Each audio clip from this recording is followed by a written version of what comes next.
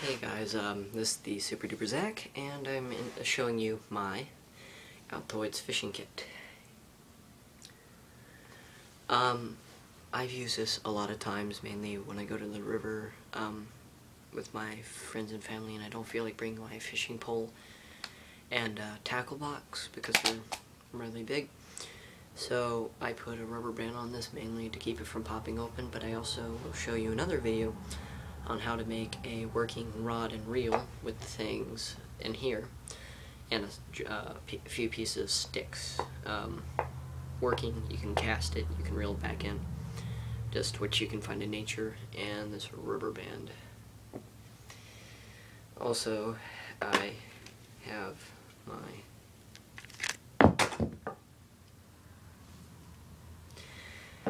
my stuff in here, like my knife. It's a lens guy, just small enough, you know, a little fishing knife. And I also have about 20-30 feet of about 15 test spider wire, and it's really great. This stuff is strong and it lasts a long time. However, it does tend to keep its shape, so if you want to go fishing, you want to make sure you have like some kind of a lead weight or something, or just tie it to a rock or something and then stretch it out and then leave it there for a little bit, and then come back and tie it up and then use it. That'll stretch it out. I also have my my anti-itch cream because it gets really itchy because by ponds and rivers, mainly because mosquitoes breed there, and you see those little things dotting around. Those are mosquito larvae. So I have my anti-itch cream in a straw. Basically what I got was I cut a section of straw, and I got some pliers in one end, and I got a match, and I sealed off this end with heat, and I filled it up with anti-itch cream, and then I got the other side and sealed it off as well. So basically this is watertight, and I also did the same with these matches. And I'd like to apologize for the lighting, it sucks in here. I also have my 2 bags in here. This one is mainly for the weights and a few other things. Let me show you what's inside here.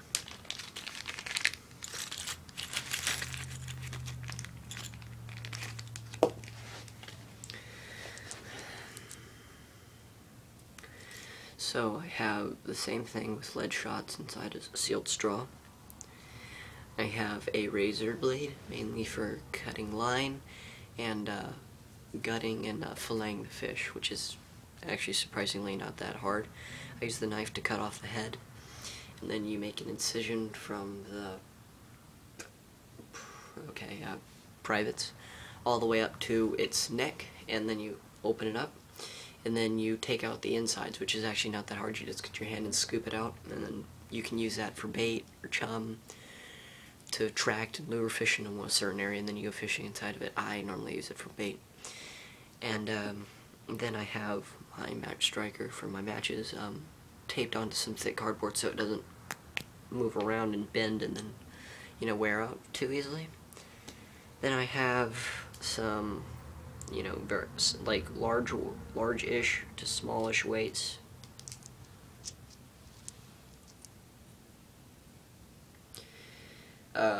I mainly use that for casting out farther, or making sure my, in case if my, you know, my bait floats, then what you can do is you can get your line tight a certain section and then it'll float, but still stay submerged underwater, because the current will push it side by side, and then will attract things like catfish and bass.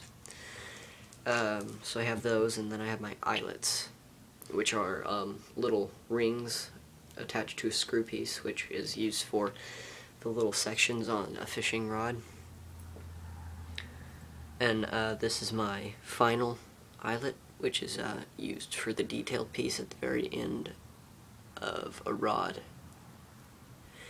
and I use that. I bent it over with my pliers, and then I have my 2.5-foot piece of 20 gauge steel wire wrapped around a small stick dowel, and I use this mainly for when I catch the fish, fillet it.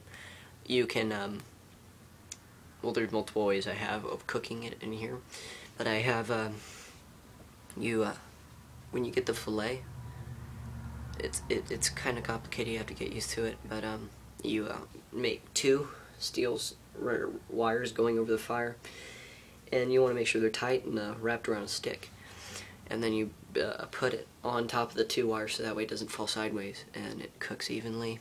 Or yeah, or you can use it for you know, part of your fishing rod. You can use it for many things as well. The only problem is that you have to, I don't have any wire cutters, so you have to bend and break it. And this, it takes a long time on this wire because it's bending wire. And then, on my next section, I will not take anything out of this bag because it's all hooks and lures. I have some spin bait and some fish skirts and some reels and fish. Then I have a couple from small panfish to bass hooks. Bass hooks and will also work as catfish hooks. And then I have my aluminum foil in the bottom, which is also used for cooking. When you fillet the fish, you can wrap around in tin foil and sit in the coals, the embers, or you can coat this box, which I've also cooked in, a fish. You know, you can turn them into jerky, which I will also possibly show a video, not a tutorial, not me doing it itself, because yeah, I am at a spot right now where I can't light a fire outside, which is a problem because that just makes me mad, because I think we as human beings who discovered fire should be able to use fire anywhere we want to.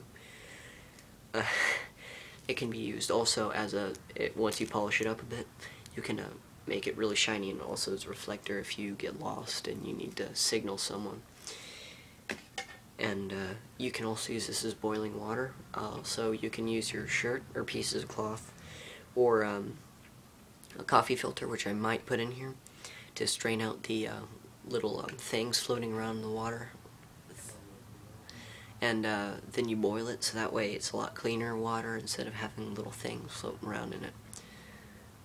Debris, you could say.